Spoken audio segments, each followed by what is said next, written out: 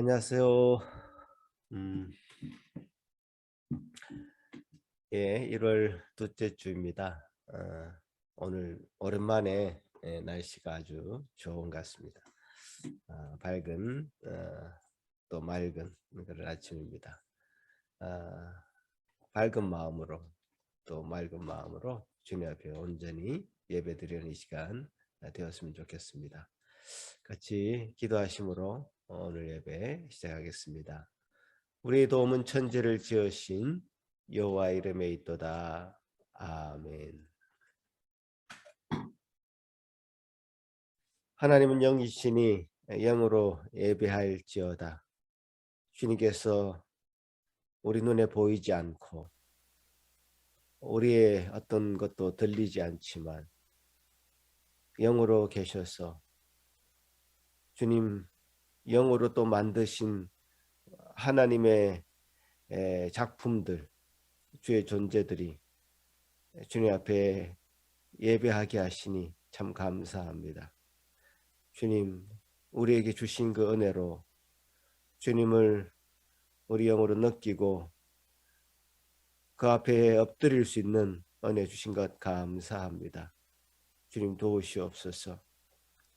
우리에게 주신 이 귀한 성경의 말씀을 통하여서 주님 말씀을 우리가 다시 한번 확인하게 하시고 우리 가슴으로 영으로 받게 하시니 감사합니다. 주님 도우시옵소서. 우리가 할 수 있는 모든 찬양을 올려드리고 모든 마음을 주님 앞에 내려놓으며 주님이 주시는 것으로 순종하고 굴복하는 이 시간 되도록 도와주시옵소서. 감사하고 예수님 이름으로 기도합나이다. 아멘. 찬양하겠습니다.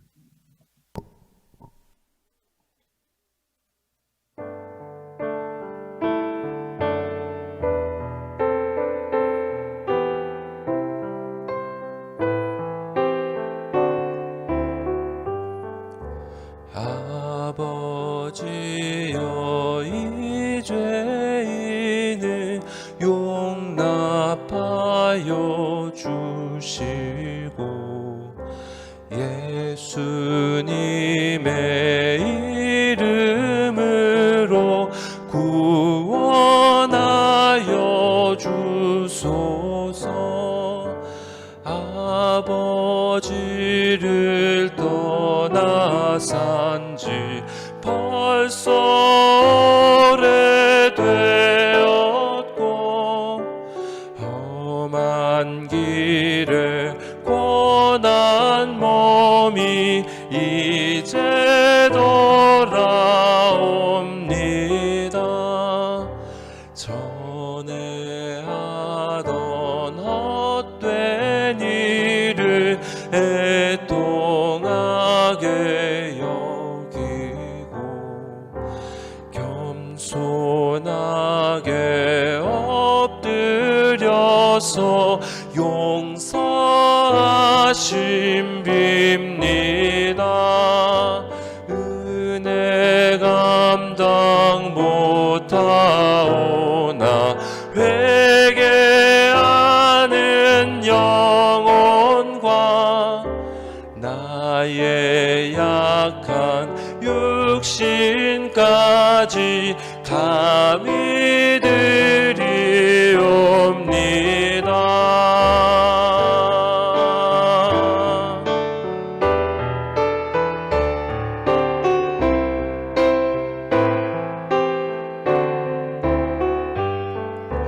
나의 죄를 사하시려 주님 죽으셨으니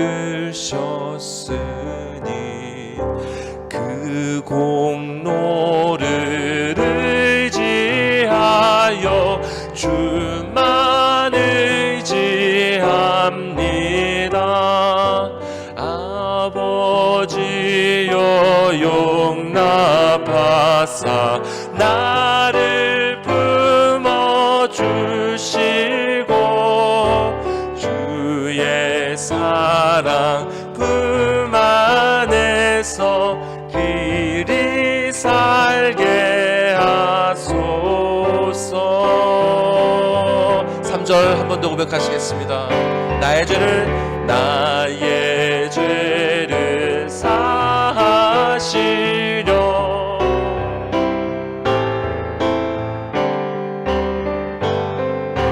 그 공로를 의지하여 주만 의지합니다.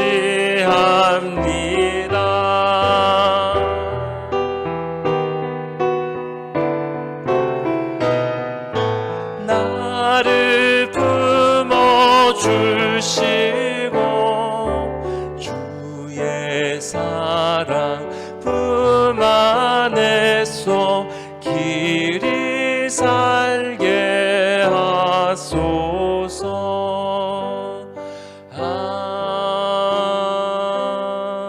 아멘.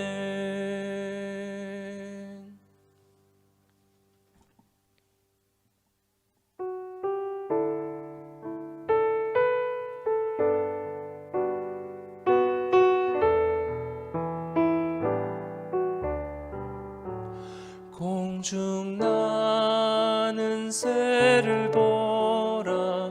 농사하지 않으며 곡식 모아 곡간 안에 들인 것이 없어도 세상 주관하는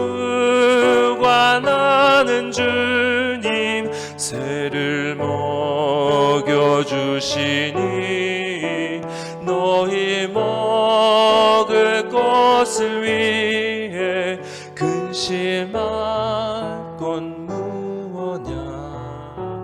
들의 백합화를 보라. 길쌈 수고 안 해도 솔로몬의 입은 옷도 입곤만 못하였네. 아궁 속에 던질 풀도 깊이 식거든 사랑하는 자녀들을 입히시지 않으랴. 너희들은 세상에서 무엇 먹고 마시며 무슨 옷을 입고 살까 염려하지 말아라. 이는 이방 사람들이 간구하는 것이요 너희 하늘 아버지는 너희 쓸 것 아신다.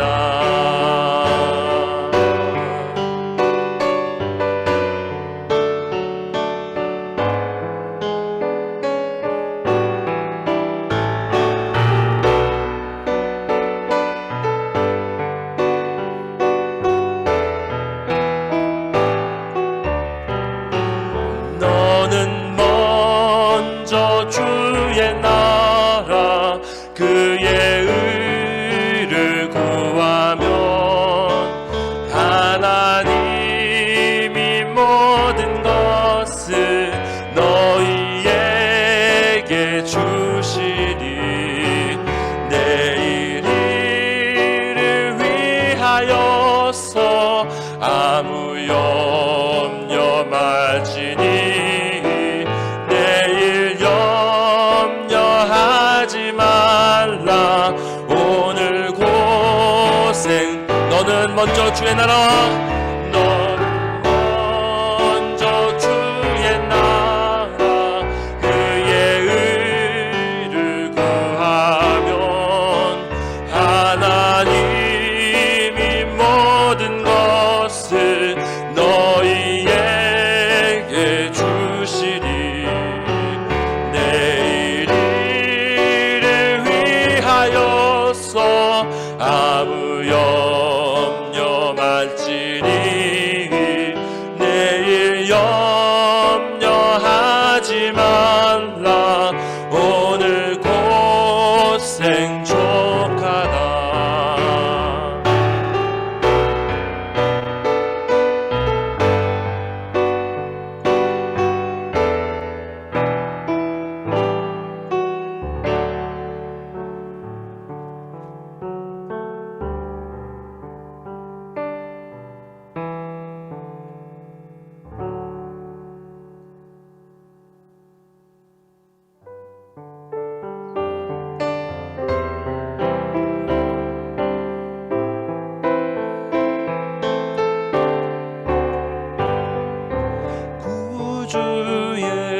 예수 의지함이 심히 기쁜 일일세 영생 허락받았으니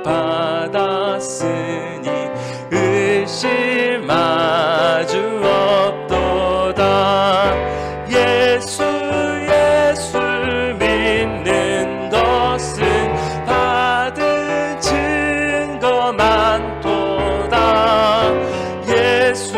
예수 귀한 예수 믿음 더욱 주소서. 구주 예수 의지함이 심히 기쁜 일일세 주를 믿는 나의 마음 그의 피에 적시네.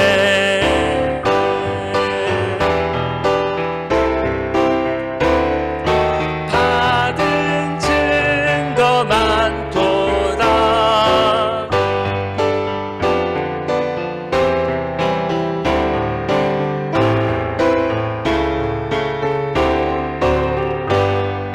구주 예수 의지하여 죄악 벗어버리네.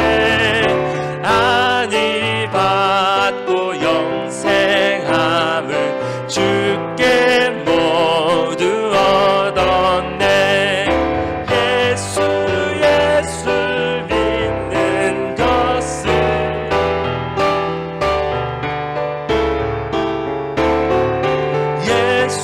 예수 귀한 예수 믿음 더욱 주소서. 구주 예수 의지하여 구원함을 얻었네. 영원 무궁지나도록 주여 함께 하소서. 예수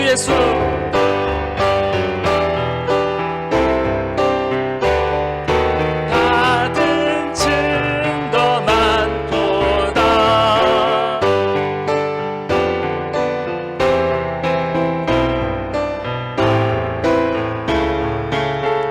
예수 믿는 것은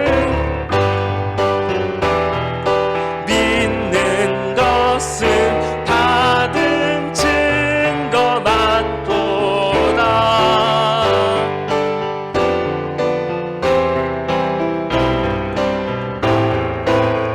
전심으로 다해 고백합시다. 예수 믿는 것은 받은 증거 많도다.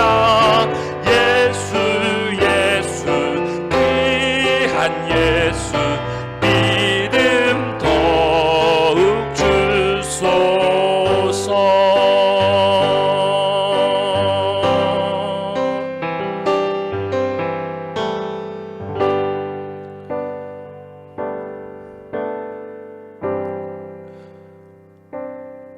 주님께서 우리 모든 사람의 마음에 주님을 향한 간절함을 더해 주셔서 주께서 우리가 믿는 이 증거들을 우리에게 더욱더 풍성하게 하여 주시기를, 오늘의 예배를 통해서 또 오늘 우리에게 주실 말씀을 통해서 우리에게 더욱더 큰 믿음을 부어주시기를 간절히 바라는 마음으로 주님께 기도하시겠습니다.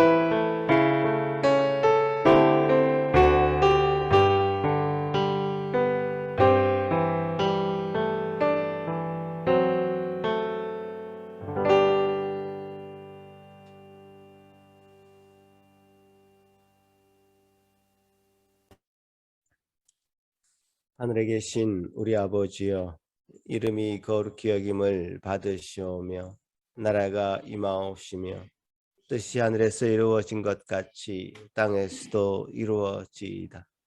오늘 우리에게 일용할 양식을 주시옵고 우리가 우리에게 죄 지은 자를 사하여 준 것 같이 우리 죄를 사하여 주시옵고 우리를 시험에 들게 하지 마시옵고 다만 악에서 구하시옵소서. 나라와 권세와 영광이 아버지께 영원히 있사옵나이다. 아멘. 교동문 요한복음 1장입니다. 태초에 말씀이 계시니라. 이 말씀이 하나님과 함께 계셨으니 그가 태초에 하나님과 함께 계셨고 만물이 그로 말미암아 지은 바 되었으니 지은 것이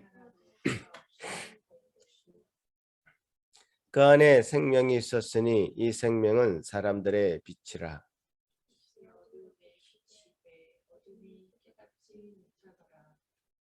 참 빛 곧 세상에 와서 각 사람에게 비추는 빛이 있었나니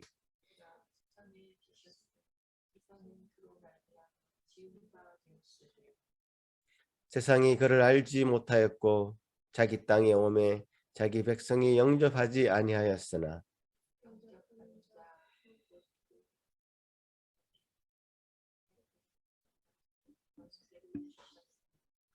이는 혈통으로나 육정으로나 사람의 뜻으로 나지 아니하고 말씀이 육신이 되어 우리 가운데 거하심에 우리가 그의 영광을 보니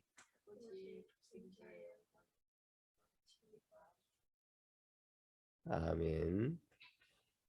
이 시간에 양지선 사모 예배를 위해서 기도하실 때 다 같이 기도하시겠습니다.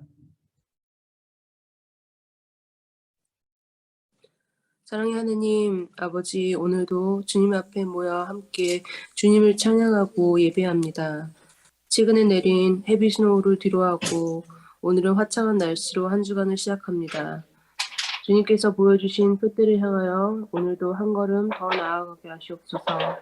두려운 마음은 주님으로부터 온 것이 아니니 내 안에 올라오는 주님으로부터 오지 않는 모든 생각들을 버려버리게 하시옵소서.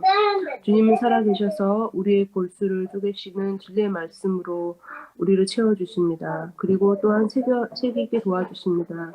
주님, 무엇보다 이 매일이 주님을 영화롭게 하고 주님을 즐거워하는 하루가 되게 하여 주시고 우리의 평생이 그러한 복된 삶을 살도록 인도하여 주시옵소서. 주님을 더 깊이 또 온전히 알아가고 경험하는 한 해가 될 수 있도록 간절히 기도드리며 모든 간구 예수님의 이름으로 기도드리옵나이다. 아멘.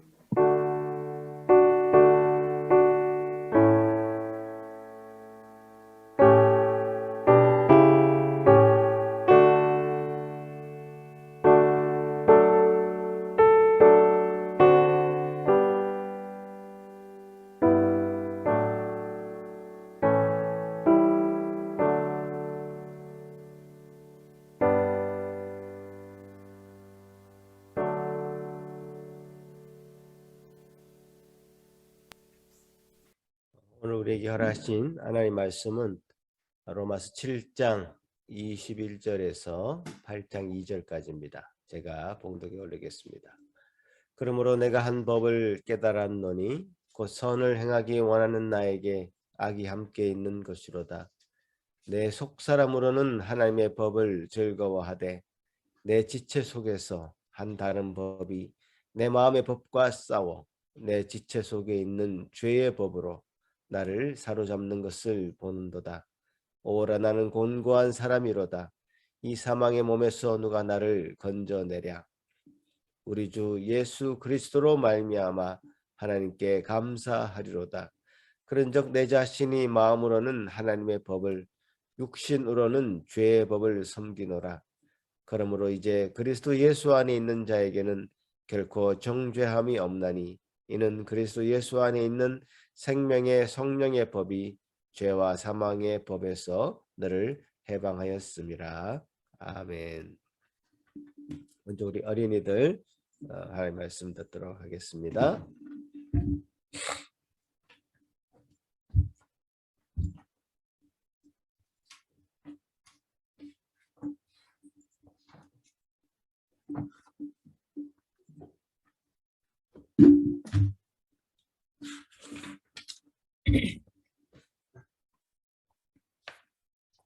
자, 우리 어린이 여러분, 이제 내일 드디어 학교에도 가고, 눈도 그치고, 정말 밝고 화창한 오늘을 주셨습니다. 오늘도 또 함께 말씀으로 우리 어린이들도 큰 은혜를 받았으면 좋겠습니다. 우리 지난주에는 지금 우리 어린이들이 그림 그리는 방학을 하고 있어서 그림이 없지만 이제 곧 다음 주부터는 우리 어린이들이 또 그림을 보내줄 것 같아요.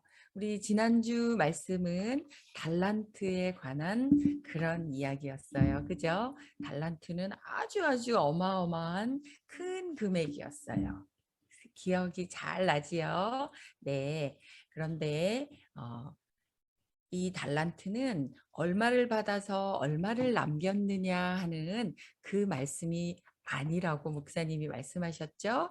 얼마를 남겼냐, 얼마나 부지런하냐 그 말씀이 아니라 그 달란트를 받은 종들과 그 달란트를 주신 하나님과 어떤 관계를 가지고 있느냐, 그 하나님께 감사하며 그 받은 달란트를 가지고 또 열심히 살아가느냐, 그렇지 않고 주인을 하나님을 나쁜 사람으로 생각해서 하나님이 주신 것들을 땅에 꼭꼭 감추어 두고 당신은 마음이 굳은 사람이고 당신은 엄한 사람이기 때문에 당신의 것 여기 있습니다 하고 내놓은 그 악한 종을 천국에 들여보내지 아니하시는 그런 하늘나라에 관한 이야기였다라고 우리 지난주에는 배웠습니다.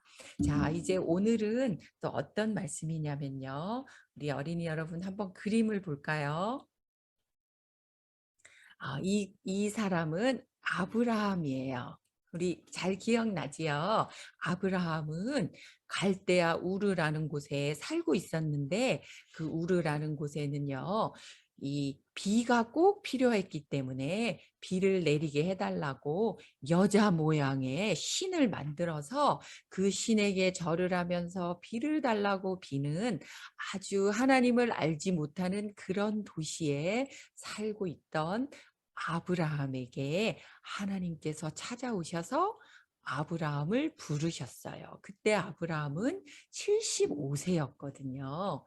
근데 이 아브라함에게 찾아오신 하나님은 너의 본토 친척 아비집을 떠나서 이제 내가 말하는 지시하는 곳으로 가라라고 하나님께서 말씀하셨을 때에 아브라함은 이 말씀대로 우리 그다음 그림 볼까요? 아내와 조카 롯과 사람들과 함께 하나님이 지시하시는 땅으로 가게 되었어요. 가면 하나님께서 또 이렇게 약속하셨어요. 우리 그다음 그림을 보면요. 아브라함아, 내가 너를 큰 민족이 되게 하겠다. 내가 너를 복의 근원이 되게 하고 모든 조상이 되게 하겠다. 내가 너로 큰 나라를 이루고 내가 너의 하나님이 되겠다라고 약속하시면서 하늘의 별을 좀 보아라. 너무나 셀 수 없이 많지 않니? 그리고 바닷가에 있는 모래알처럼 내가 너의 자손들을 이렇게 많이 번창하게 해줄 거다. 너는 복의 근원이 될 거야 라고 하나님께서 약속하시면서 아브라함을 축복해 주셨어요. 이제 아브라함은 그 약속된 말씀을 마음속에 잘 기억하고 언제 하나님께서 나로 하여금 큰 민족을 이루게 해주실까, 나로 하여금 복의 조상이 되게 해주실까라고 기다리고 있었어요. 그런데 아내 사라는 아기를 낳지 못하는 사람이었어요. 이제 점점 나이가 들어서요. 사라는 벌써 할머니가 되었고요. 아브라함도 이제 할아버지가 되었어요. 그때 사라는 이런 생각을 하게 되었어요. 언제 우리는 지금 아기가 한 명도 없는데 언제 우리가 큰 민족을 이룬단 말인가? 라는 급한 생각이 들고 말았어요. 그래서 남편 아브라함에게 말했어요. 아브라함, 제가 생각하기에는 저는 아기를 낳지 못하잖아요. 그러니까 이집트 사람 나의 종 하갈을 통해서 아기를 낳는 게 어떻겠어요? 라고 남편인 아브라함에게 말했어요.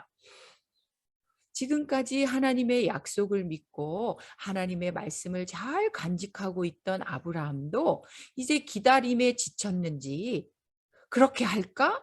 라고 말하면서 이집트 사람 사라의 여종이었던 하갈과 함께 아기를 갖게 되었어요. 그래서 하갈이 점점 배가 불러서 아기를 낳았지 뭐예요. 그 아기의 이름은 이스마엘이었어요. 우리 어린이들 나중에 잘 기억하는지 사모님이 한번 물어볼 거예요. 그 엄마의 이름은 하갈이었고요. 그 아기의 이름은 이스마엘이었어요. 이제 이 이스마엘을 통하여서 그 가정에 큰 근심거리가 되기 시작했어요. 나이가 이제 99세가 되었을 때에 하나님께서 다시 아브라함에게 찾아오셨어요. 아브라함아, 내가 너에게 큰 복의 근원이 되게 할 거고 큰 민족을 이루게 해줄 거야. 다시 하늘의 별을 봐라, 바다의 모래를 봐라. 그런데 이 복은, 이 자손들은 너의 아내, 누구? 사라의 몸에서 태어날 거야 라고 하나님께서 약속하셨어요. 내가 다른 사람의 몸에서 태어나는 것이 아니라 너의 아내 사라의 몸에서 아기가 태어나서 큰 민족을 이루게 될 거야. 그때 아브라함은 성경에서 이 아브라함은 속으로 웃었다고 그랬어요. 하하하하, 나는 벌써 할아버지가 되었고 내 아내는 할머니가 되었는데 어떻게 내 아내의 몸에서 나의 몸에서 아기가 태어난단 말이지? 하고 웃고 말았어요. 그때 하나님께서 아니야, 나는 꼭 사라의 몸을 통해서 아들을 낳게 할 것이야. 그 아이의 이름을 뭐라고 해라? 이삭이라고 해라 라고 이름도 지어주셨어요. 이 이삭의 이름의 뜻은 기쁨이라는 뜻이에요. 웃음이라는 뜻이에요. 아무런 웃음이 없었던 이 가정에 정말 이삭이 태어날까요?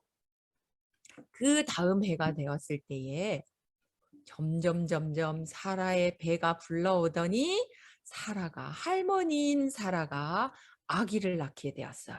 그 아기의 이름은 뭐라고 지어야 되죠? 웃음, 기쁨이라는 뜻의 이삭이라고 짓게 되었어요. 드디어 그 가정에 큰 기쁨이, 큰 웃음이 찾아오게 되었어요. 자, 하나님께서는 신약 성경에 이 이스마엘과 이삭에 대해서 다시 말씀하셨어요. 왜냐면요, 교회 안에도 이스마엘과 같은 사람이 있고 이삭과 같은 사람이 있기 때문이에요. 자, 우리 그 다음 그림을 한번 볼까요? 자, 아브라함이 있었죠. 아내가 있었어요. 자기의 본 아내는 사라였는데요. 사람의 마음으로, 사람의 노력으로, 사람의 방법으로 하갈을 자기의 첩인 그 하갈을 아내로 맞이하여서 누구를 낳았죠?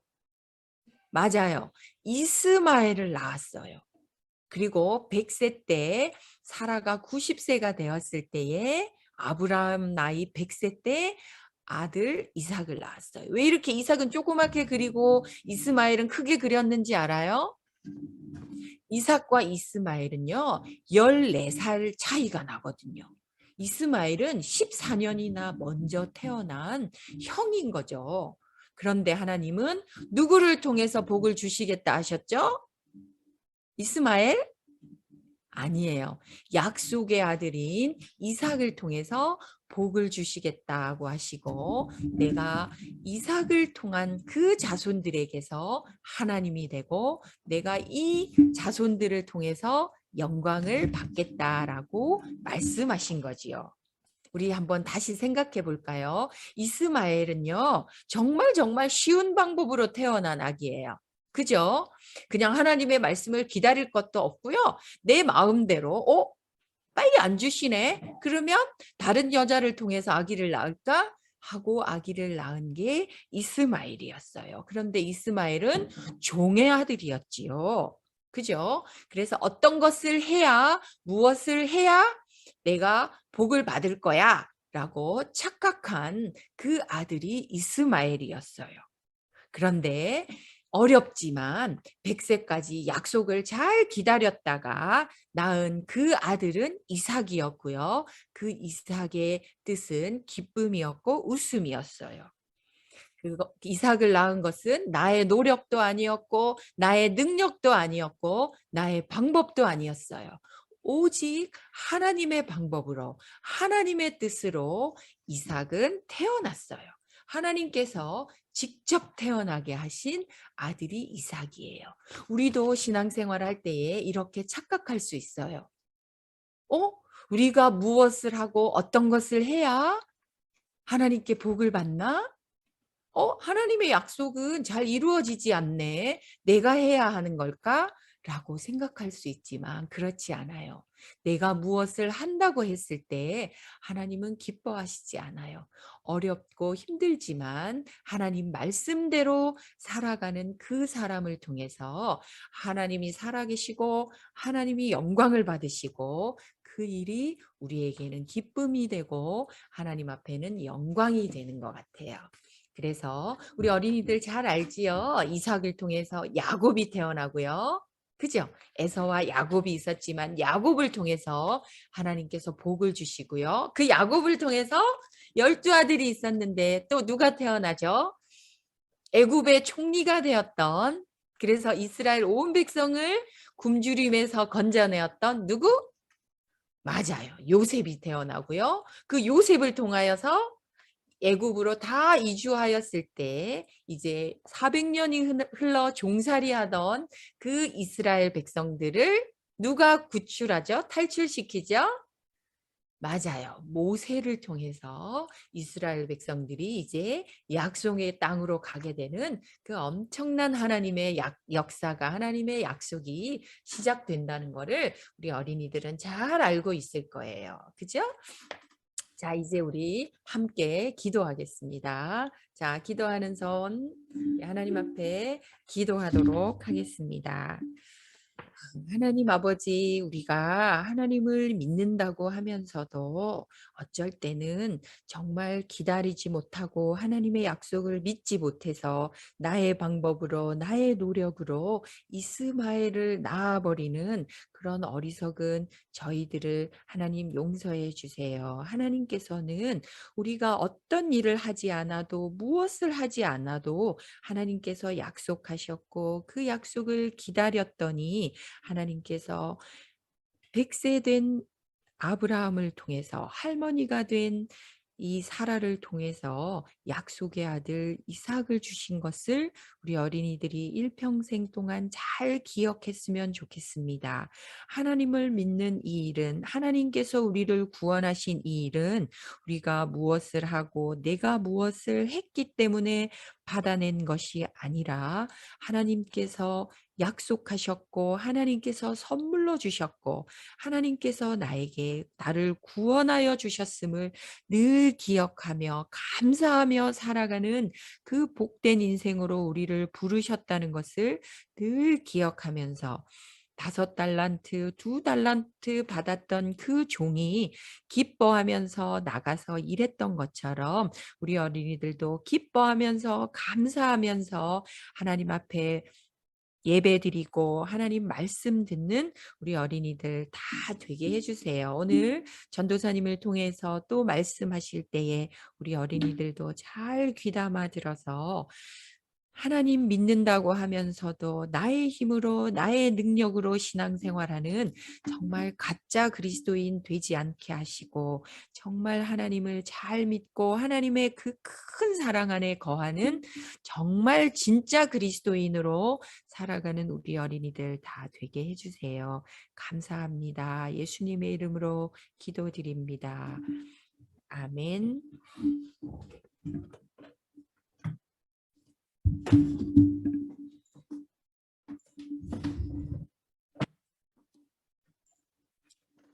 이제 우리 전사님 나오셔서 양자 첫 번째 자녀의 특권 그리고 자유라는 제목으로 하나님의 말씀 전하시겠습니다.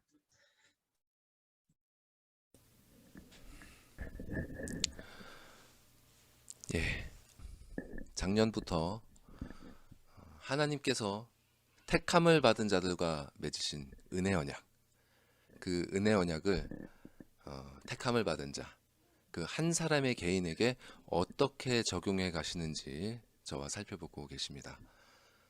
하나님께서는 죽어있는 죄인의 영혼을 거듭나게 하시고 그에게 믿음을 주사 그리스도의 복음을 붙들도록 하시고 그리스도의 십자가 공로를 근거로 칭의, 즉 의롭다 칭함을 얻게 하십니다.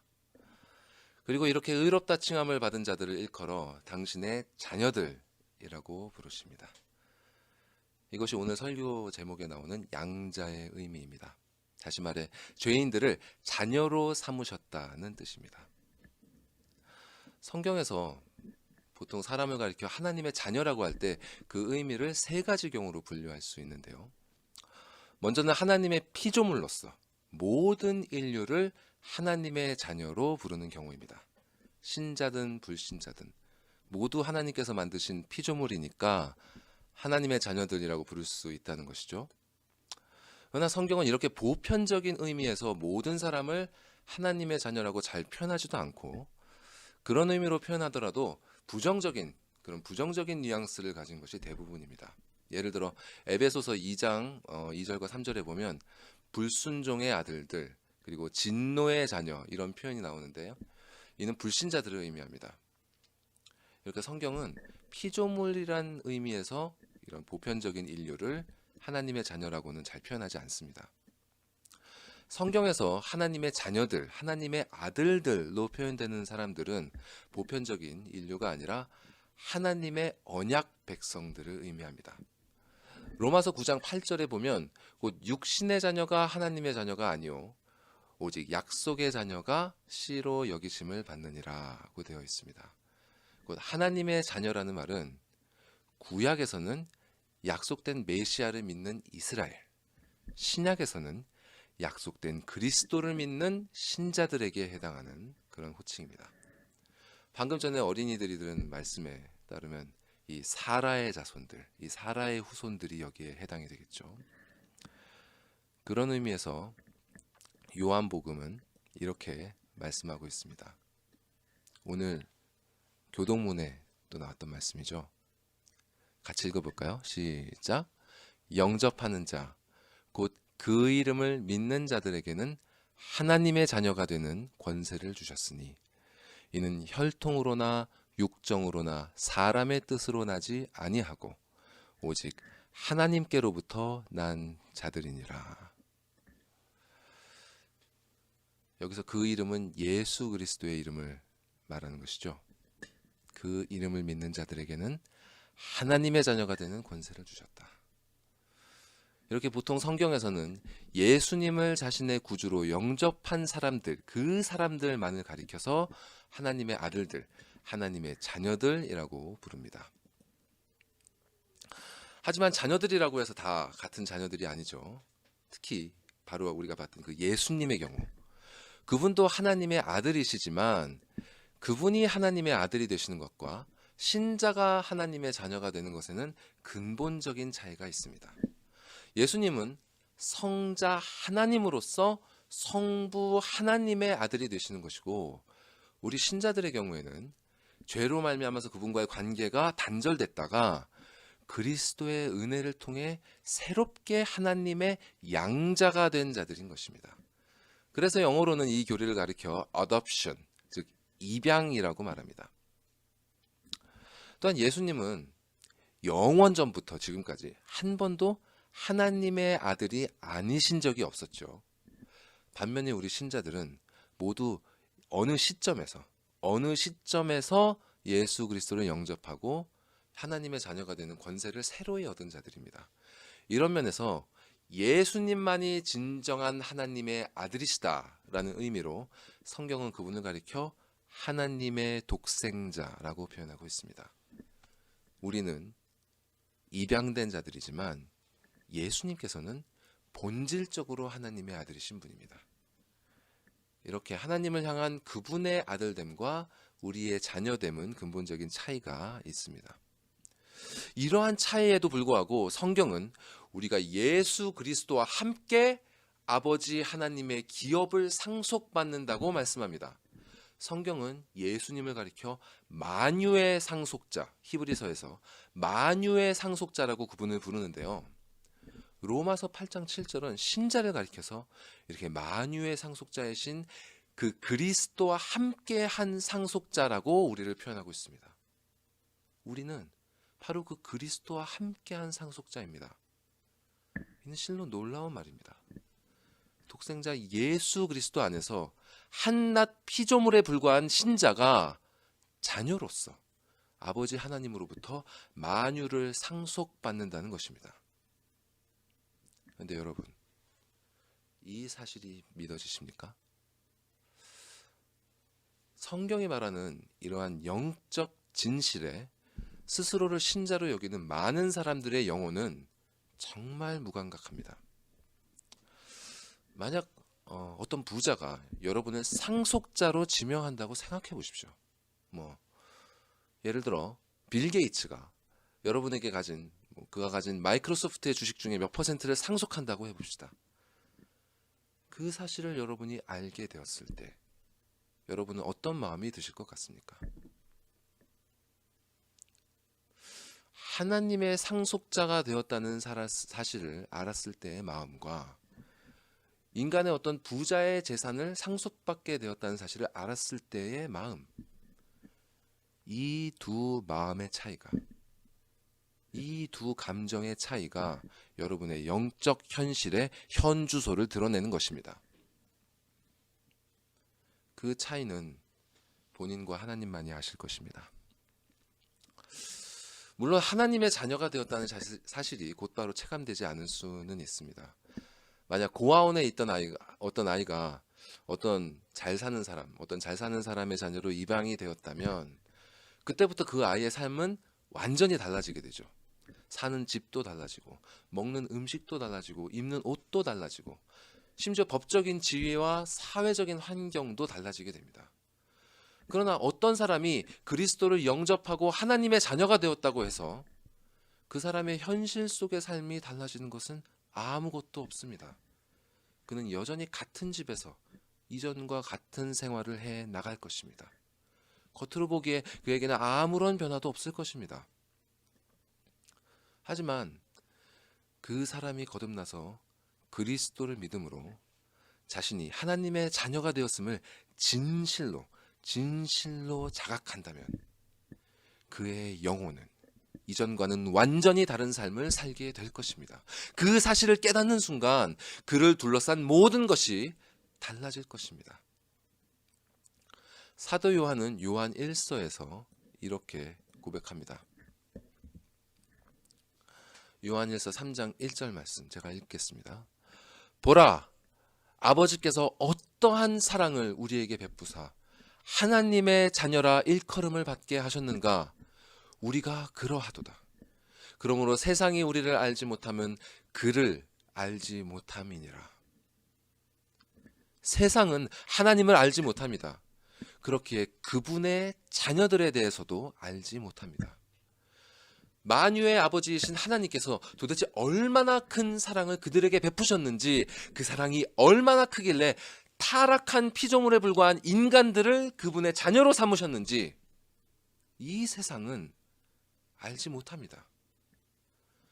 그러나 참된 신자는 이 사실을 압니다. 그들이 아직 죄악으로 물든 이 고통의 세상 속에 여전히 머물러 있지만 참된 하나님의 자녀들은 이미 이 세상 가운데에서도 아버지의 사랑을 누리며 살아갑니다.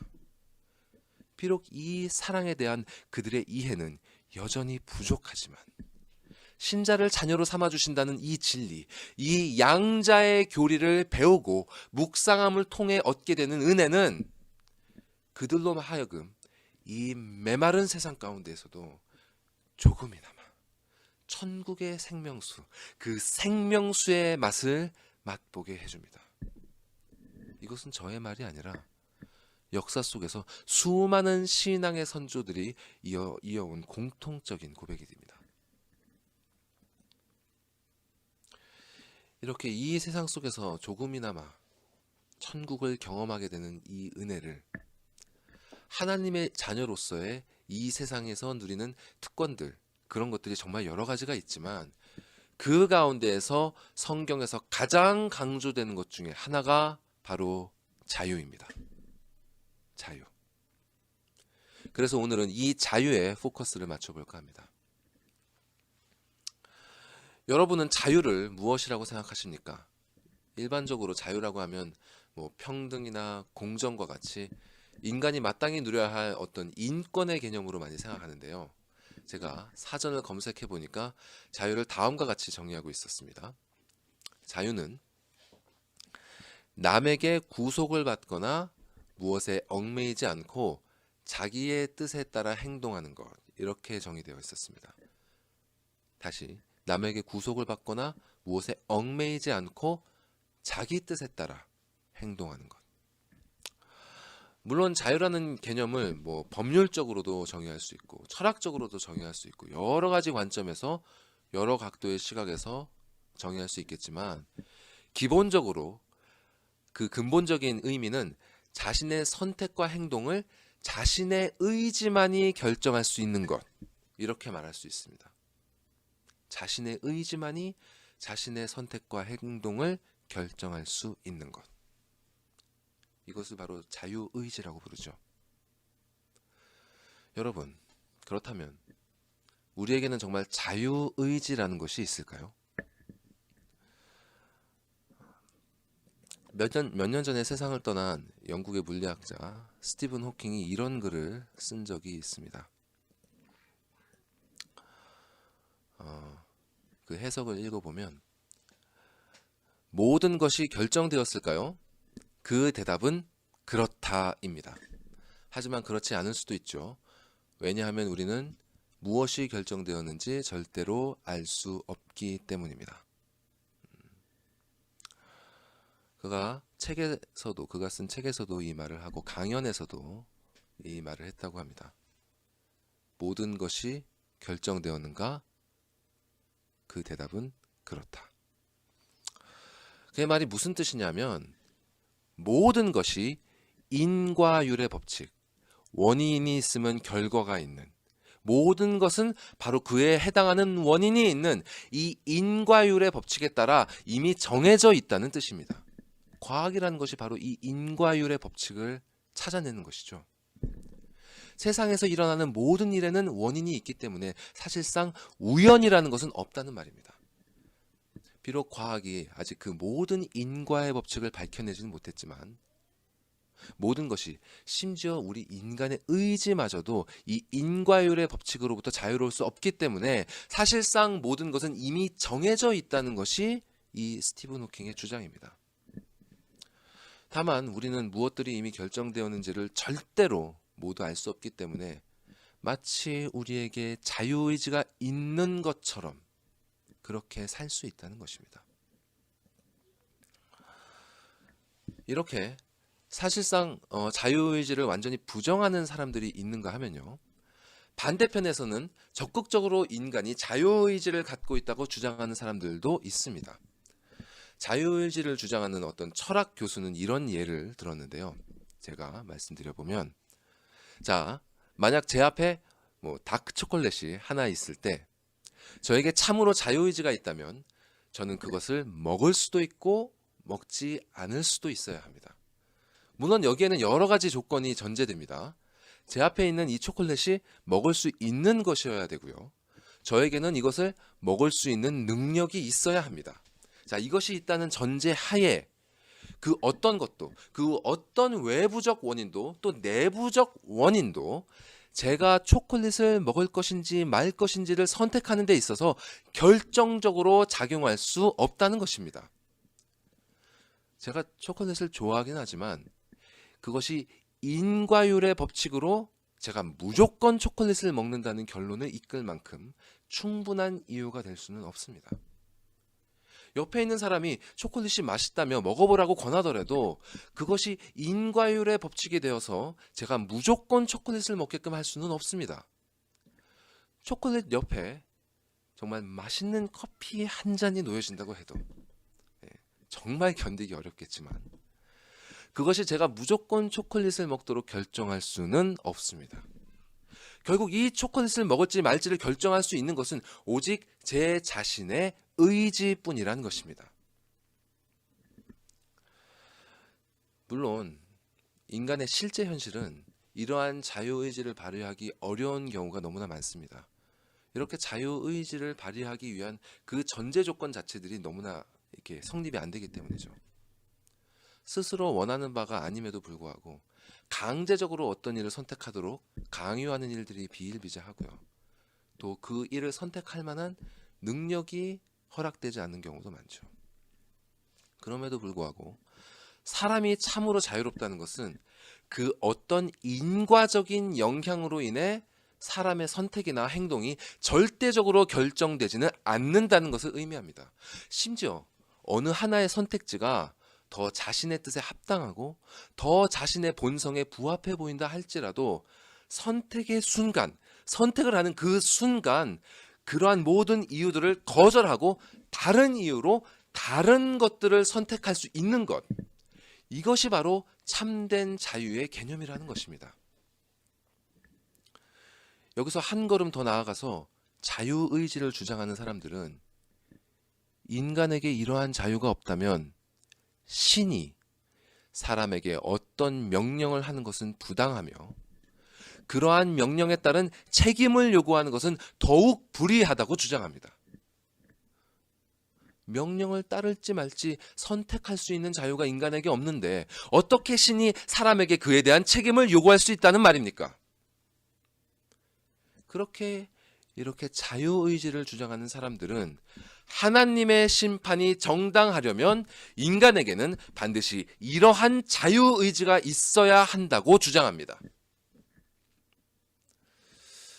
그런데 여러분, 실로 사람이 이러한 자유를 가지는 것이 가능합니까? 자신 밖에서 오는 그 어떤 인과적 조건에 상관없이 어떤 방향이든 자유롭게 선택할 수 있는 그런 자유.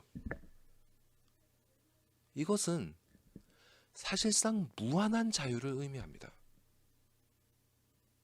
그런 자유는 어떤 인과적인 영향으로부터 자유로울 수 있는 그런 자유는 사람이 아니라 오직 하나님만이 갖고 계신 자유입니다.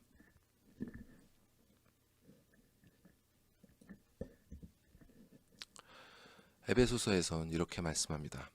다 같이 읽어볼까요? 시작. 모든 일을 그의 뜻에 결정대로 일하시는 이의 계획을 따라 우리가 예정을 입어 그 안에서 기업이 되었으니. 모든 일을 그의 뜻대로 결정하시고 행하시는 분은 오직 하나님 한 분밖에 없습니다. 인간이 이런 자유를 가져야 한다고 주장하는 것은 마치 뱀이 하와에게 이것을 먹으면 네 눈이 밝아지고 선악을 알게 되어 네가 하나님같이 될 거야 라고 기만하는 것과 다를 바가 없습니다. 이러한 자유는 성경이 말씀하는 자유가 아닙니다. 이렇게 모든 인과율로부터 자유로운 그런 자기의 의지로 자신의 모든 것을 자신이 선택할 수 있는 그런 자유는 성경이 말씀하는 자유가 아닙니다. 또 반면에 성경은 모든 것이 인과율로 결정되어 있기 때문에 사실상 자유의지는 없다고 말씀하지도 않습니다. 많은 오해가 있는데요. 성경이 가르치는 예정론은 운명론이 아닙니다. 오히려 하나님의 작정하심과 예정하심은 인간이 누리는 자유, 특별히 하나님의 자녀가 누리는 참된 자유의 근간이 됩니다. 하나님의 작정과 예정하심이 없으면 인간은 자유를 누릴 수가 없습니다. 성경은 이 세상의 자유의지를 주장하는 자들이 말하는 것 같은 그런 허황된 무한한 자유를 말하진 않지만 하나님의 자녀가 누리는 참된 자유, 그 참된 자유가 분명히 있음을 명확하게 말씀하고 있습니다.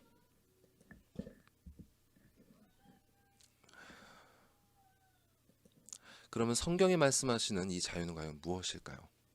성경이 가르치는 인간의 자유는 인간이 하나님의 형상으로 창조되었다는 사실에서 출발합니다. 하나님의 형상. 무한하고 완전한 자유를 가진 분은 오직 그 하나님뿐이시지만 인간은 그 하나님을 닮은 형상으로 창조되었습니다. 그렇기 때문에 인간은 비록 그분만큼 무한한 자유를 가지지는 못해도 그분이 가지신 것과 닮은 그런 자유를 가지게 되었습니다. 이렇게 인간이 자유를 가졌다는 것은 하나님께서 인간과 언약을 맺으심으로 관계하신다. 언약을 맺으심으로 관계하신다는 이 사실에서 분명하게 드러납니다. 하나님께서는 인간을 제외한 다른 피조물들에게 이런 식으로 대하지 않으셨습니다. 그저 빛이 있으라 하시면 빛이 있게 되는 것이고 물이 한 곳으로 모이고 땅이 드러나라 이렇게 말씀하시면 그대로 되는 것입니다. 반면에 인간에게는 이렇게 일방적인 명령을 내리시는 방식으로 관계하지 않으시고 자유로운 인격체로 그분을 닮은 자유로운 인격체로서 대해 주셨습니다. 하나님께서 인간을 그분을 닮은 인격체로 만들어 주시고 또 그들을 인격체로서 대해 주신다는 사실, 이것이 바로 인간이 가진 자유의 근간입니다. 그리고 하나님께서는 그들이 자유를 발휘할 수 있는 전제 조건들을 갖추어 주셨습니다. 그들에게는 하나님의 명령을 따를 수 있는 충분한 능력과 선한 의지가 주어졌고 또 서로 돕고 의지할 수 있는 배필이 주어졌습니다. 그리고 이제 그들에게는 하나님만큼 무한하지는 않지만 그들이 거주하는 동산의 모든 것을 다스리고 또 그 모든 소산을, 그 모든 열매를 누릴 수 있는 실로 엄청난 자유가 주어졌습니다.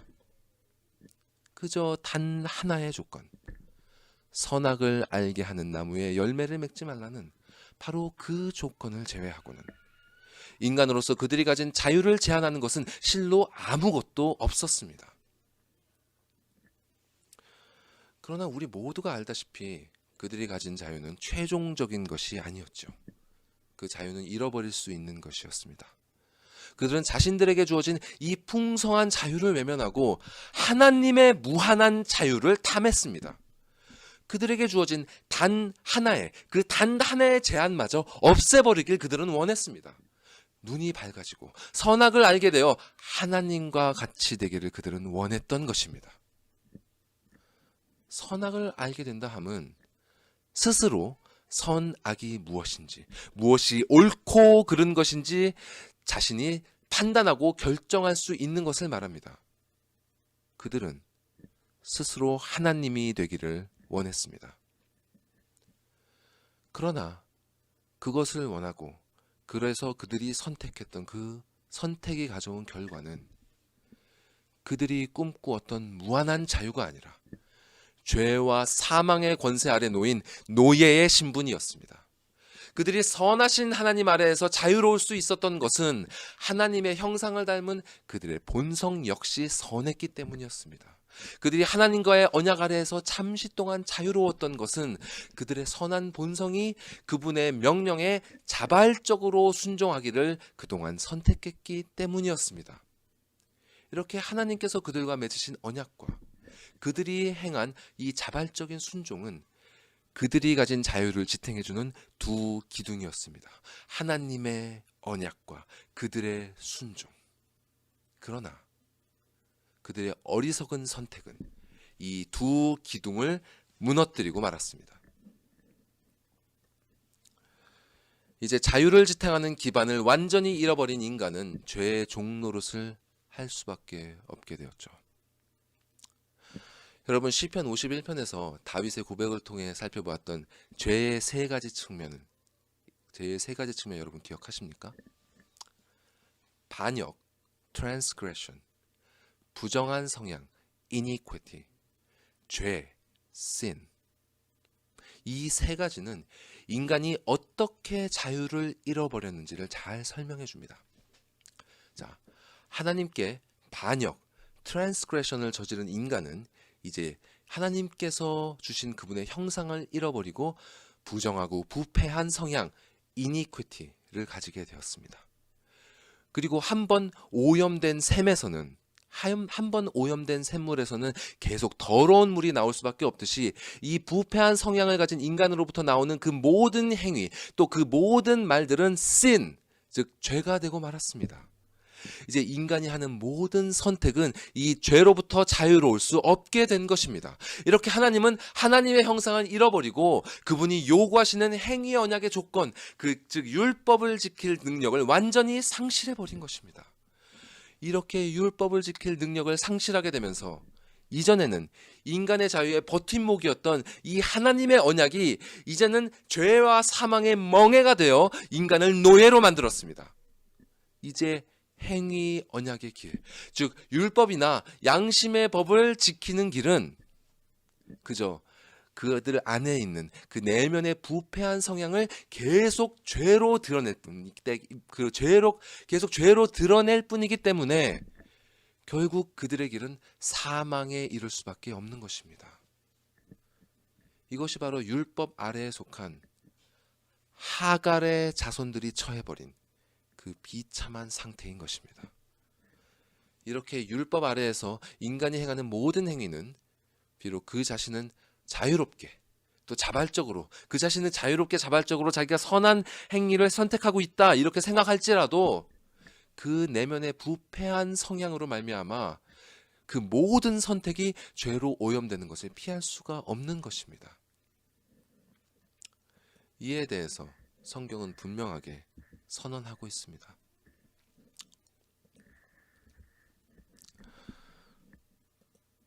로마서 3장 19절에서 20절 말씀입니다. 다 같이 한번 읽겠습니다. 시작. 우리가 알거니와 무릇 율법이 말하는 바는 율법 아래에 있는 자들에게 말하는 것이니 이는 모든 입을 막고 온 세상으로 하나님의 심판 아래에 있게 하려 함이라. 그러므로 율법의 행위로 그의 앞에 의롭다 하심을 얻을 육체가 없나니 율법으로는 죄를 깨달음이니라. 이처럼 아담의 타락 이후로 인간이 행하는 모든 행위는 하나님 앞에 의롭다 하심을 얻을 수 없는 죄일 뿐입니다.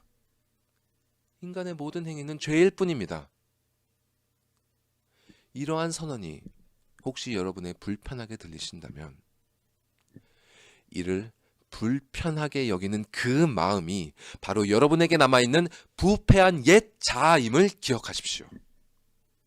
바울은 이 옛 자아를 다른 말로 육신이라고 표현합니다. 로마서 8장 7절은 이렇게 말씀합니다. 육신의 생각은 하나님과 원수가 되나니 이는 하나님의 법에 굴복하지 아니할 뿐 아니라 할 수도 없습니다. 이처럼 인간의 부패한 자아는 하나님의 말씀을 싫어합니다.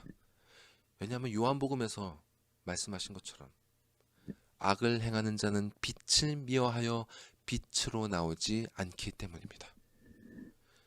이것은 성선설이니 성악설이니 이런 도덕이나 철학의 문제가 아닙니다. 그 마음의 진실의 문제입니다. 하나님의 빛 아래에서 하나님의 말씀을 따라 그 자신의 내면을 진실되게 들여다보는 사람은 이 비참한 현실을 외면할 수 없는 것입니다. 저는 요즘 저희 아이들을 대할 때 종종 이러한 진실에 맞닥뜨리곤 합니다. 인간에게서 나오는 것들 중에서 자녀들에 대한 부모의 사랑보다 더 선한 것이 또 무엇이 있겠습니까? 하지만 저희 아이들을 대하는 그 저의 마음과 행위들을 돌이켜 볼 때 자녀들에 대한 사랑마저도 저 자신의 온갖 더럽고 부패한 성향으로 말미암아 오염되어 있다는 사실을 저는 부인할 수가 없었습니다. 아이들을 향해 내뱉는 저의 말 한마디 한마디와 그들을 대하는 그 몸짓 하나하나 가운데 때로는 저의 이기심과 때로는 저의 교만함과 강팍함과 분노와 어리석음과 나태함의 때가 묻어 있는 것을 저는 보게 되는 것입니다. 저는 진실로 아이들을 온전히 사랑하기를 원하지만 제 안에는 그러지 못하도록 만드는 더럽고 부패한 성향이 있는 것입니다. 이를 가리켜서 바울 사도는 오늘 본문에 이렇게 기록하고 있습니다. 오늘 본문 말씀을 함께 보겠습니다. 제가 읽겠습니다. 그러므로 내가 한 법을 깨달았노니 곧 선을 행하기 원하는 나에게 악이 함께 있는 것이로다. 내 속사람으로는 하나님의 법을 즐거워하되 내 지체 속에서 한 다른 법이 내 마음의 법과 싸워 내 지체 속에 있는 죄의 법으로 나를 사로잡는 것을 보는도다. 오호라, 나는 곤고한 사람이로다. 이 사망의 몸에서 누가 나를 건져내랴. 이처럼 우리 모두는 죄의 법에 사로잡혀 사망의 몸을 갖고 살아가는 곤고한 사람들인 것입니다. 그런데 뒤에 이어지는 바울의 고백을 보십시오. 25절. 우리 주 예수 그리스도로 말미암아 하나님께 감사하리로다. 그런즉 내 자신이 마음으로는 하나님의 법을 육신으로는 죄의 법을 섬기노라. 바울은 방금 전에 오호라, 나는 곤고한 사람이로다 라고 탄식하면서 자신 안에 있는 더럽고 부패한 성향과의 싸움을 토로했습니다. 그런데 그의 진술은 이런 탄식에서 슬픔이나 절망으로 이어지는 것이 아니라 이상하리만치 즉각적으로 방향을 틀어서 하나님을 향한 감사로 나아가고 있습니다. 왜냐하면 이 사망의 몸에서 누가 나를 건져내랴, 누가 나를 건져내랴 하는 그 질문에 대한 답을 바울은 이미 알고 있기 때문입니다. 누가? 바로 우리 주 예수 그리스도. 우리 주 예수 그리스도. 바로 예수 그리스도가 이 사망의 몸에서 우리를 건져내시는 분이기 때문에 바울은 자신의 부패한 성향을 바라보며 탄식하는 가운데 그 가운데 머물지 않고 곧바로 고개를 돌려 우리의 유일한 위로가 되시는 그분을 바라본 것입니다. 이것이 사도 바울로부터 우리가 배워야 할 소중한 지혜입니다. 죄와 싸우는 고통에 지쳐 탄식이 흘러나올 때 우리는 즉각 오직 예수 그리스도를 바라보아야 합니다. 삶 가운데 이런저런 일들로 스트레스를 받을 때 뭐 스마트폰을 보거나 먹을 것을 입에 넣는 것이 아니라 그리스도를 기억하고 그분을 붙잡아야 합니다. 우리가 범사에 감사하는 삶을 살지 못하는 이유는 우리의 유일한 위로이신, 우리의 유일한 참된 감사의 제목이신 그리스도를 바라보지 않기 때문입니다. 기억하십시오. 이렇게 그리스도를 바라보는 바울의 마음 가운데는 여전히 두 본성이 싸우고 있습니다. 하나님의 법을 즐거워하며 섬기려는 거듭난 본성과 죄의 법에 굴종하려는 옛 본성이 부딪히는 이 현실은 변하지 않았습니다. 그럼에도 불구하고 그는 그리스도를 바라봄으로 말미암아 감사에 이를 수 있었습니다. 왜냐하면 그리스도 예수 안에 있는 자에게는 결코 정죄함이 없기 때문입니다. 같이 이어지는 로마서 8장 1절과 2절 말씀을 함께 읽겠습니다. 시작. 그러므로 이제 그리스도 예수 안에 있는 자에게는 결코 정죄함이 없나니 이는 그리스도 예수 안에 있는 생명의 성령의 법이 죄와 사망의 법에서 너를 해방하였음이라. 그리스도 안에서, 그리스도 예수 안에서, 이 그리스도 안에서 그분과 연합되어서 모든 죄책이 그분께 전가되고 그분의 완전한 순종의 공로가 자신에게로 전가된 사람은 하나님의 심판법정에서 의롭다 칭함을 얻고 결코 정죄함을 받지 않을 것입니다. No condemnation. No condemnation. 비록 여전히 부패한 옛 본성이 남아서 때로는 우리의 영혼을 곤고하게 하고 탄식하게 하더라도 그리스도 예수 안에 있는 생명을 주시는 그 성령의 법이 죄와 사망의 법에서 그를 해방시키셨기 때문에 그리스도 안에 있는 자, 그리스도를 믿는 자, 그리스도를 영접한 자는 이제 참된 자유를 누리게 되는 것입니다. 여기서 우리는 아담의 죄로 말미암아 무너져 버렸던 그 인간의 자유를 지탱했던 두 기둥이 새롭게 회복된 것을 볼 수 있습니다. 자, 행위 언약과 순종의 행위.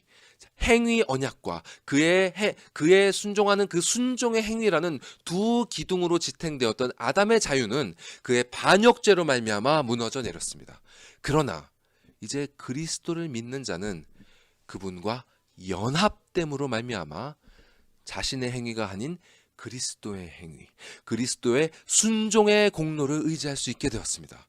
그리고 자신을 죄와 사망에 이르도록 짓눌렀던 그 행위 언약의 멍에를 벗어나서 이제는 그를 구원에 이르도록 하는 은혜의 언약, 그 은혜의 언약 안으로 옮겨졌습니다. 이렇게 은혜의 언약과 그리스도의 공로, 이 은혜의 언약을 성취하는 그 그리스도의 공로라는 결코 흔들리지 않은 완전한 기둥 위에서 신자는 하나님의 자녀로서 비로소 참된 자유를 누리게 되는 것입니다. 이렇게 회복된 그리스도인의 자유는 앞서 말씀드린 이 세상이 말하는 자유와는 전혀 다른 것입니다. 세상이 주장하는 자유는 그 어떠한 인과율의 법칙에도 강요되지 않고 오롯이 자신의 의지로 자신이 가고자 하는 방향을 어떤 방향이든지 선택할 수 있는 것입니다. 자, 이러한 자유는 아무런 방향성도 없고 목적도 없는 것입니다. 아무거나 어떤 방향으로든 내 의지로만 선택할 수 있으면 그것이 자유인 것이죠. 그러나 은혜의 언약 아래에서 그리스도의 공로를 의지하는 신자의 자유는 방향성이 있습니다. Free from, free toward. Free from something, free to something. 죄와 사망의 법으로부터 생명을 주시는 성령의 법으로 향하는 그런 뚜렷한 방향성을 가지는 자유. 이것이 그리스도인의 자유입니다. 웨스트민스터 신앙고백서에서 이런 그리스도의 참된 자유를 이렇게 정리하고 있습니다. 제20장 그리스도인의 자유와 양심의 자유라는 장에 정리된 부분인데 그 앞부분만 제가 따왔습니다. 제가 읽어드리겠습니다. 여러분 잘 따라와 주십시오. 그리스도께서 복음 아래에 있는 신자들을 위해 획득하신 자유는 죄책과 하나님의 정죄하시는 진노와 도덕법의 저주에서 from 거기에서 해방이며 현재의 이 악한 세상과 사탄의 속박과 죄의 지배에서 건짐받음이며 그리고 해로운 고통과 사망에 쏘는 것과 죽음의 승리와 영원한 파멸에서 건짐받습니다. 더 나아가 그 자유는 나아갑니다. toward 하나님에게 자유롭게 나아감과 노예적인 두려움에서가 아닌 어린아이와 같은 사랑과 자발적인 마음에서 하나님에게 복종합니다. 이것이 바로 그리스도인이 이 세상에서 이 세상에서 누릴 수 있는 참된 자유입니다. 여러분은 이러한 자유가 무엇인지 아십니까? 이러한 자유의 맛을 경험하신 적이 있으십니까? 세상이 갈망하는 자유는요, 탕자가 아버지의 유산을 받아 먼 나라로 가서 행했던 그런 것과 다를 바가 없습니다. 자, 먼 나라, 자신이 누구인지 아무도 모르는 곳, 그런 곳에서, 그렇기 때문에 아무런 어떤 외부의 시선이나 사회적 압박이나 법적인 구속을 받지 않는 그런 곳에서 자신이 원하는 것은 무엇이든지 할 수 있는 충분한 돈과 능력을 가지고 그 어떤 것에도 구애됨이 없이 어떤 방향이든지 자신이 갈 바를 원하는 대로 결정하는 것, 이것이 바로 그 먼 나라에서 잠시나마 탕자가 행사했던 자유였습니다. 이것이 아마 이 세상의 대부분의 사람들이 원하고자 하는 그런 자유이고, 그 나라가 이 세상의 대부분의 사람들이 가고자 하는 유토피아일 것입니다. 그러나 이 탕자가 누렸던 이 자유가 참된 자유가 될 수 없는 것은 이러한 자유의지를 발휘하는 당사자가 바로 탕자이기 때문입니다. 행위 언약 아래에서 죄로 부패한 인간에게 자유의지는 실상 전혀 자유가 아닙니다. 그들이 결정하는 삶의 모든 선택지들은 단 하나의 예외도 없이 모두 영원한 사망의 길로 귀결되는 외통수들일 뿐입니다. 어떤 길을 선택하든 이 결론을 벗어날 수 없는 것입니다. 여러분, 타락한 자녀들은 그들의 부모가 없을 때 자유를 누립니다. 자신 안에 있는 그 부패한 본성을 마음껏 쏟아내는 것, 그거를 자유라고 여기면서 갈망합니다. 그러나 은혜를 받은 자녀들은 그들의 부모와 함께 할 때 가장 큰 자유를 누립니다. 그들은 자유롭게 부모에게 다가가며 부모의 품에 마음껏 자신의 몸을 던지며 기쁨을 누립니다. 이렇게 부모의 품 안에서 자녀가 참된 자유를 누릴 수 있는 이유는 부모와 자녀의 관계가 화목하기 때문입니다. 여러분은 우리 아버지 하나님과 화목하십니까? 예수 그리스도께서 우리를 위한 화목제물이 되사 우리를 하나님과 화평하게 하셨습니다. 로마서 5장 1절은 말씀합니다. 같이 읽어보시겠습니다. 시작. 그러므로 우리가 믿음으로 의롭다 하심을 받았으니 우리 주 예수 그리스도로 말미암아 하나님과 화평을 누리자. 이제 아버지의 노여움에서 벗어난 자녀들은 어린 아이와 같이 그분을 사랑하며 자발적으로 기쁘게 아버지의 영에 인도함을 받습니다. 이제 율법은 그들에게 더 이상 멍해가 아닙니다. 이제 하나님의 법, 아버지의 말씀, 그 부모의 말씀을 따르는 것은 그들에게 기쁨이 됩니다. 왜냐하면 그 말씀이 얼마나 그들을 사랑하심에서 말미암아 나온 말씀인지를 그들이 이제 이해하기 때문입니다. 비록 이 세상에 있는 동안에는 여전히 그 옛 본성의 회방으로부터 완전히 벗어날 수 없지만 그 어떤 것도 아버지께서 주신 이 은혜의 언약과 그리스도께서 성취하신 이 완전한 순종의 공로를 흔들 수 없기 때문에 신자는 이 그리스도를 바라볼 때마다 참된 안식과 평안을 누리며 성령님, 이 성령 하나님의 손을 붙잡고 자발적으로 그분의 말씀을 기쁘게 따르면서 자유롭게, 참으로 자유롭게 우리 아버지께서 창조하신 이 만유를 누리며 살아갑니다. 여러분이 참으로 그리스도인이라면 이 자유가 바로 여러분의 것입니다. 갈라디아서는 이렇게 말씀합니다. 그리스도께서 우리를 자유롭게 하려고 자유를 주셨으니 그러므로 굳건하게 서서 다시는 종의 멍에를 매지 말라.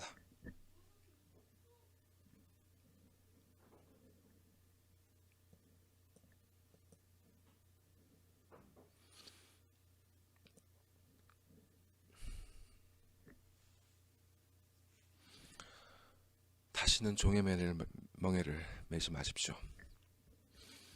죄된 본성을 따라가지 마십시오.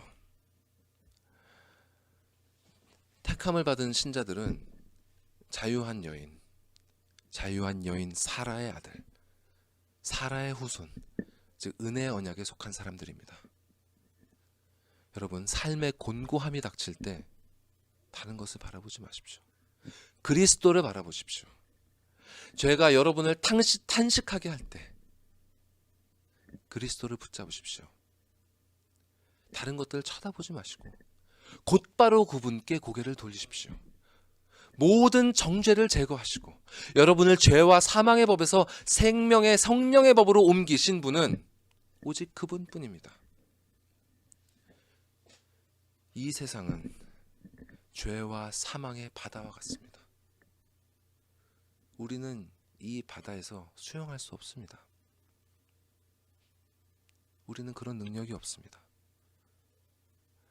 이 바다 위에서 수영할 수 없는 여러분이 떠 있을 수 있는, 이 바다에 잠겨버리지 않고, 이 바다에 잠겨 질식되지 않고 그 위에 떠 있을 수 있는 길은 오직 예수 그리스도라는 구명 튜브를 붙들고 있는 길입니다. 그분을 붙잡고, 그분을 굳건하게 붙들고, 그분을 허리에 끼고 그분과 동행할 때, 그때야 비로소 이 세상은 죄와 사망의 바다가 아니라 어디로든 자유롭게 수영할 수 있는 안전하고 아름다운 바다가 될 것입니다. 왜냐하면 예수와 동행하는 여러분이 계신 그곳은, 그곳이 그 어디든지 바로 아빠, 아버지가 거하시는 하늘나라가 되기 때문입니다. 마지막으로 여러분 가운데 아직 사라의 자손이 아니라 하갈의 자손, 즉 은혜 언약이 아니라 행위 언약 아래에 계신 분이 있다면 그 사망의 굴레에서 벗어나 이 자유의 언약으로 들어오시길 강권합니다. 이 자유의 언약으로 들어오십시오. 세상이 말하는 헛된 자유의 속삭임에 속지 마십시오. 그 길에는 자유가 없습니다. 그 길의 끝에는 진노와 파멸이 있을 뿐입니다. 그리스도의 약속을 믿으시고 그리스도를 영접하시고 여러분의 진정한 아버지에게로 돌아오십시오.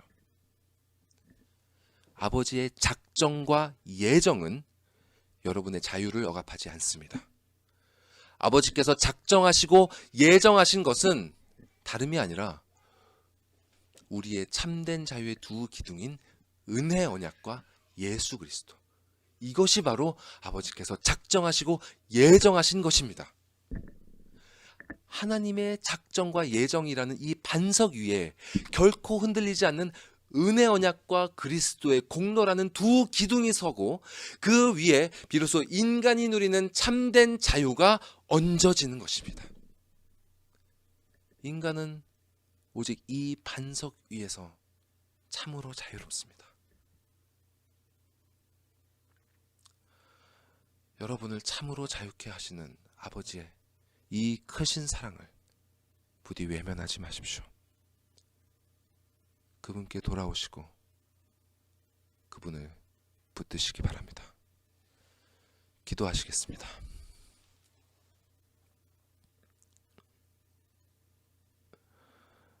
사랑과 은혜가 충만하신 아빠, 아버지 하나님,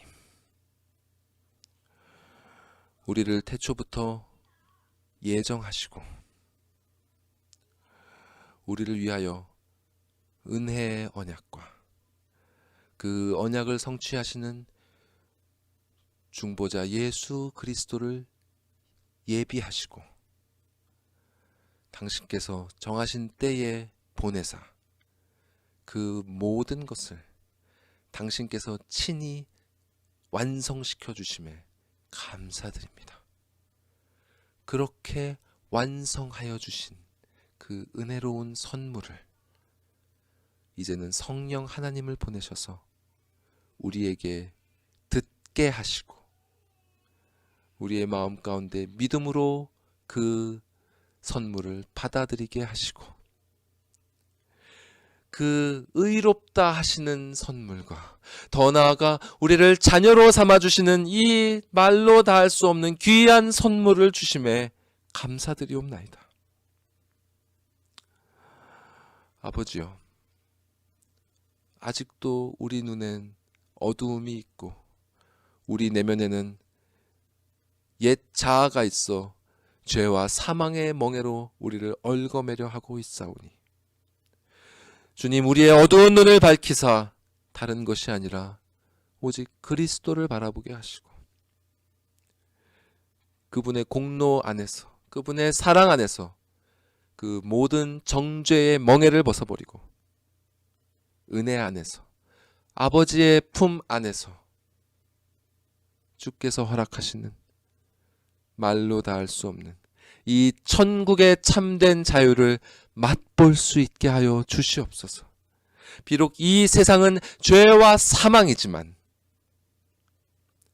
이곳에서 사는 이 기간 동안에도 이 천국이 비록 부분적이나마 우리에게 허락되어 있음을 당신의 자녀들이 잊지 않게 하시고 이 천국이 예수 그리스도 그분께서 주시는 말씀 그리고 그 말씀을 통해 역사하시는 성령님을 통하여서 우리 안에 이루어지고 있음을 깨닫게 하여 주시옵소서. 이곳에 모인 한 사람도 빠짐없이 이 은혜로운 선물, 이 은혜 언약 안에서 제외되지 않게 하여 주시옵소서. 이 모든 말씀 우리 구주 예수 그리스도의 이름으로 기도드리옵나이다. 아멘.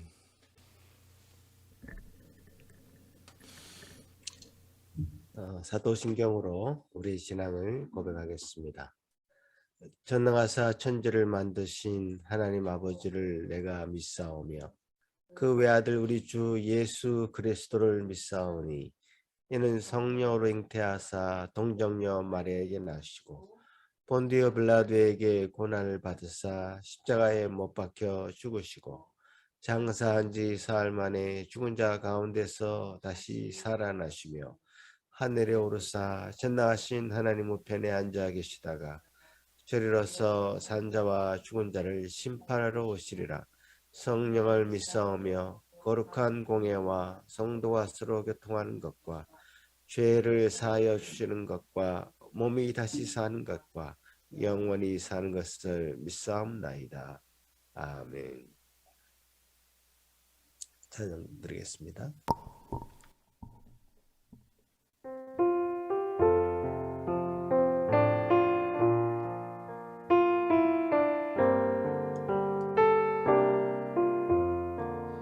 내 영혼이 은총 입어 중한 죄짐 벗고 보니 슬픔 많은 이 세상도 천국으로 화하도다. 할렐루야 찬양하세. 내 모든 죄 사함 받고 주 예수와 동행하니 그 어디나 하늘나라. 주의 얼굴 뵙기 전에 멀리 뵈던 하늘나라. 내 맘속에 이루어지니 날로 날로 갑갑도다. 할렐루야 찬양하세. 내 모든 죄 사함 받고 주 예수와 동행하니 그 어디나 하늘나라. 높은 산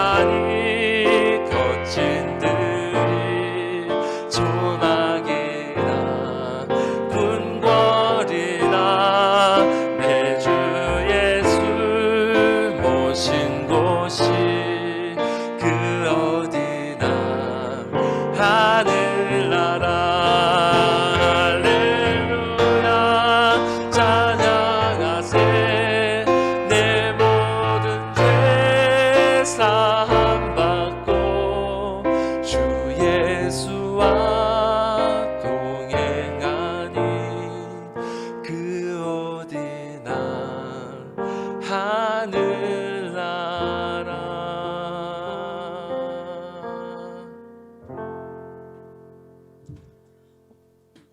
은혜가 풍성하신 하나님 아버지, 그 크신 사랑 인해서 허물로 죄로 죽었던 저희들 살리시고 참 자녀로 삼으시고 참 자유를 허락하여 주신 그 은혜 감사를 드립니다. 주님께서 베푸신 그 은혜에 참으로 우리가 감사로 반응하며 주님 앞에 이렇게 예배로 나올 때마다 우리 마음의 표현을 예물로 드리오니 받아 주시옵소서. 아버지 하나님, 우리가 사는 곳 어디나 다 주님께서 베풀어 주신 하나님의 동산이요 하나님의 나라요 주님께서 주시는 놀라운 은혜의 현장임을 기억하게 하시고 감사로 나아가는 우리 모든 예수산길교회 성도들 그들의 일상 될 수 있도록 도와주시옵소서. 감사하고 예수님 이름으로 기도합나이다. 아멘. 네, 오늘 조사님 말씀을 통해서 로마서 7장, 8장에 기록된 말씀 또 여러 성경 말씀을 통해서 양자됨, 하나님의 자녀됨, 그리고 하나님의 자녀들이 가질 수 있는 특권인 참 자유의 말씀을 전해주셨습니다. 하나님께서 우리를 택하시고 자녀 삼으셨을 때 하나님 나라의 모든 것을 상속할 수 있는 상속자로 삼으신 것인데 이것이 얼마나 큰 것인지, 하나님의 택하심을 받은 자녀가 누릴 수 있는 것이 얼마나 큰 것인지, 제가 어릴 때 예수 그리스도를 처음 영접하고 누렸던 그 감격이 다시금 새록새록 생각이 납니다. 흔들리는 나뭇잎마저 정말 새롭게 보였던, 의미가 부여되고 가치가 부여되는 그 감격을 떠올리게 됩니다. 그동안 우리에게 주어졌던 수많은 것들이 얼마나 우리에게 주어진 것들이 큰 것이고 의미 있는 것이었는데 우리는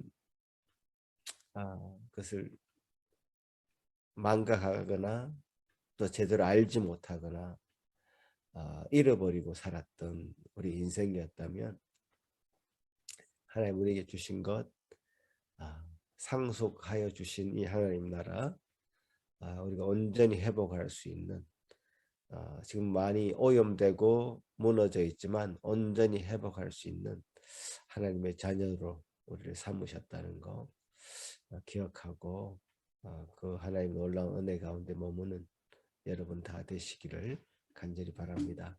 기도하겠습니다.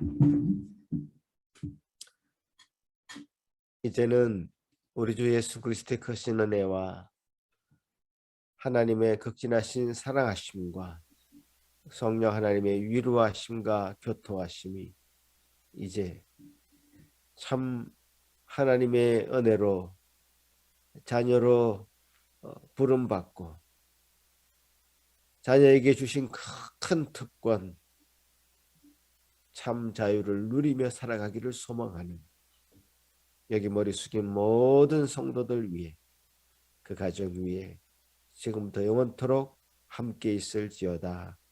아멘.